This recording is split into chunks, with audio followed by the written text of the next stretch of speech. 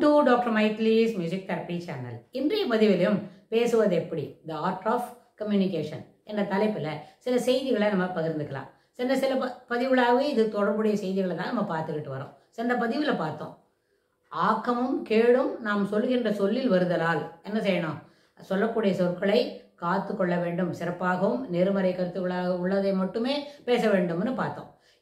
அதே மாதிரி அதுக்கு தொடர்புடையதாக நம்ம பேசும்பொழுது கேட்பவரை வயப்படுத்தக்கூடிய செய்திகளை பேச வேண்டும்.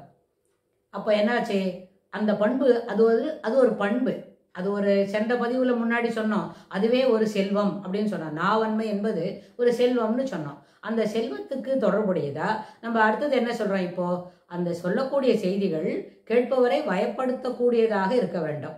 அது முதல் பாயிண்ட். அடுத்தது கேட்பவரை வயப்படுத்துவதாக இருக்க வேண்டும். ஆனால் கேட்காதவரை இது போலெல்லாம் ஒருத்தவங்க கேட்கவே மாட்டாங்க. அதே அவங்க ஏதாவது ரொம்ப பிளேடு அடிக்கிறாங்கப்பா, ரொம்ப தொணன்னு பேசுறாங்கப்பா அப்படின்னு இருந்தா கூட அதுபோல கேட்காதவரையும் அவங்கள இது ஒரு வாட்டி கேட்டுட்டாக்க அவங்கள தொடர்ந்து அதை நம்ம பேசக்கூடிய செய்திகளை கேட்பதற்காக அவங்கள நம்ம ஈர்க்கணும், நம்மளோட அவங்கள அட்ராக்ட் பண்ணி இந்த செய்திகளை தொடர்ந்து சொல்லணும். அப்படியா, அது எப்படின்னு கேட்டால், ஒரு கடல் மடை திறந்த வெள்ளம் போல ஒரு தலைப்புக்கு தொடர்புடைய செய்திகளை தொடர்ந்து நம்மளால் பேச முடியும். நிறைய செய்திகளை சேகரித்து வச்சிருக்கிறோம். நம்மளோட மூளையை பற்றி நம்ம ஒரு நியூரோ சைக்காலஜிஸ்ட் இல்லவா, அந்த ஆஸ்பெக்டில் தொடர்புடைய செய்திகள் அத்தனையும் ஒரு ஃபோல்டரில் வச்சுருக்கிறோம். அதுக்கு லிங்க் மேலே உள்ளுக்குள்ளே இருந்துக்கிட்டே இருக்கும். நம்மளோட நியூரல் நெட்வொர்க்கில் ப்ரீஃப்ரண்டல் லோபில் காக்னிட்டிவ் எபிலிட்டிஸில் எங்கெல்லாம் செய்திகளை தொடர்புடையதாக சேகரித்து வைத்திருக்கிறதோ அது என்ன பண்ணணும்னா, அந்த மூளை ஒன்று ஒன்றா திறந்து கொடுத்துக்கிட்டே வரும், அடுத்ததுன்னு. அதுக்கு தொடர்புடைய செய்திகளாக இருந்ததுன்னா நம்ம அதை என்ன பண்ணலாம், பயன்படுத்திக்கலாம். ஆனால் நம்மளுடைய மூளைக்குள்ள என்ன நடக்கிறதுன்னு நம்ம வெளியில் சொல்ல முடியுமா, சொல்ல முடியாது.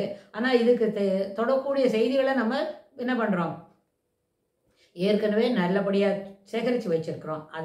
அது இப்போ பயனளிப்பதாக இருக்கிறது. அதாவது கேட்கக்கூடியவரை வயப்படுத்த வேண்டும். அப்படி என்ன பண்ண, ஒரு இங்கிலீஷில் ஒரு வார்த்தை சொல்லுவோம், ஸ்பெல் பவுண்ட் அப்படின்னு. அப்படி என்ன ஆச்சு, அந்த ஸ்பெல் பவுண்டுக்கு தொடர்புடையதுன்னா வேறொரு கருத்தை பற்றி கேட்கிறவங்களுக்கு, ஸ்ரோதாக்களுக்கு, ஆடியன்ஸில் இருக்கிறவங்களுக்கு இன்னொரு விஷயத்தை பற்றி யோசிக்கிறதுக்கு கூட சமயம் இல்லை. அது மேலே we are bombarding the audience with என்ன சப்ஸ்டன்ஸ், ஸ்டிமுலஸை கொடுத்துக்கிட்டே இருக்கோம். பெம்போர்டிங் த ஆடியன்ஸ், மேலே செய்திகள் வருது, தொடர்புடைய செய்திகள்.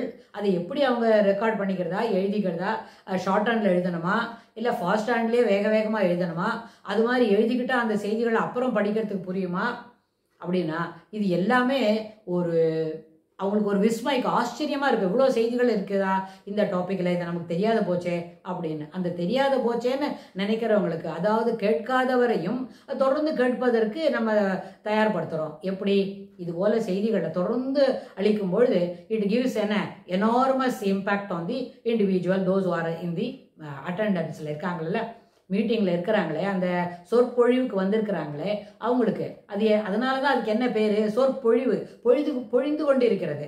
சொல்வன்மை போய் சொல்வன்மை சிறப்பாக இருப்பதால் சொல்வன்மை சிறப்பாக பேசும்பொழுது அது என்னது, சொற்பொழிவாக மாறுறது. அந்த சொற்பொழிவுன்றது தொடர்ந்து ஒருத்தருக்கு கிடைக்கிறது.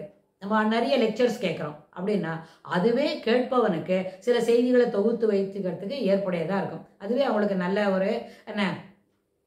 ஒரு அக்கோமுலேட்டிவ் எல்லா நாலேஜையும் ஒரு இடத்துல சேகரித்து வச்சுக்கிறதுக்கு சரியாக இருக்கும். அவங்க பிரெயினில் இருக்கிற நியூரல் நெட்வொர்க்கு, அந்த மெமரியில் சொல்கிறோம் இல்லையா, neural loop, neural network, central tendency, அது என்ன பண்ணும், அதுக்கு தொடர்புடைய செய்திகளை ஒரே ஒரு ஃபோல்டரில் போட்டு எல்லாத்தையும் சேகரித்து வச்சுக்கும். அதனால் கேட்பவரையும் வயப்படுத்தக்கூடியதாக பேசுவது அது ஒரு பண்பு.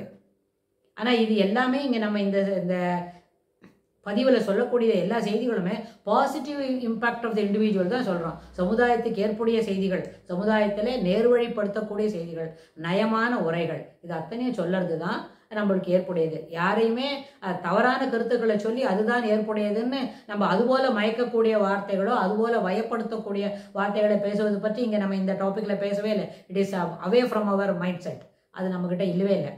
ஆனால் வயப்படுத்த வேண்டும் என்பது சிறப்பான கருத்துக்களையும் ஏற்புடைய கருத்துக்களையும் சமுதாயத்துக்கு சிறப்புகளை ஈன்று தரக்கூடிய செய்திகளையுமே பேசுவது சிறப்பு தரும் அப்படின்னு சொல்லி இந்த பதிவை நம்ம நிறைவு செய்கிறோம். இதுக்கு தொடர்புடைய செய்திகளை வரப்போகிற பகுதிகளிலும் பார்க்கலாம். தேங்க்ஸ் ஃபார் வாட்சிங்.